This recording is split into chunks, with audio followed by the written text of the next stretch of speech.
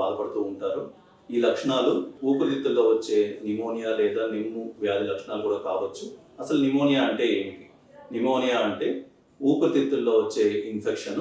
దాని లక్షణాలు ఎలా ఉంటాయంటే హై గ్రేడ్ ఫీవర్, బాగా హై ఫీవర్ 102, 103 టెంపరేచర్ రావటము, అలాగే దగ్గు, తెమ్మడ, కళ్ళె పచ్చగా లేదా గ్రీనిష్గా రావటము, ఒకసారి బ్లడ్ కలర్లో కూడా రావచ్చు.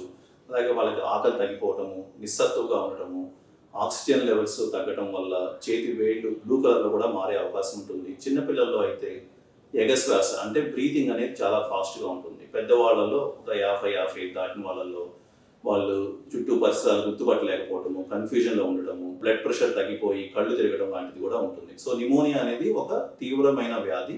దానిలో సివియారిటీని బట్టి పేషెంట్స్ సింపుల్ మెడికేషన్ ద్వారా క్యూర్ అవుతుంది, లేదా అడ్మిట్ అయ్యి ఇంజెక్షన్స్ ద్వారా తీసుకోవాల్సి వస్తుంది. కొంతమందికి హాస్పిటల్లో ఐసీయూలో అడ్మిట్ చేసి ఆక్సిజన్ ప్లస్ వెంటిలేటర్ సపోర్ట్ కూడా ఇవ్వవలసిన పరిస్థితి రావచ్చు. సో మనందరము ఈ నిమోనియా లక్షణాలు అవగాహన పెంచుకొని దానిని సరైన కాలంలో డయాగ్నోస్ చేసుకొని ట్రీట్మెంట్ చేసుకుంటే పెద్ద పెద్ద సమస్యల నుంచి ముందే బయటపడవచ్చు.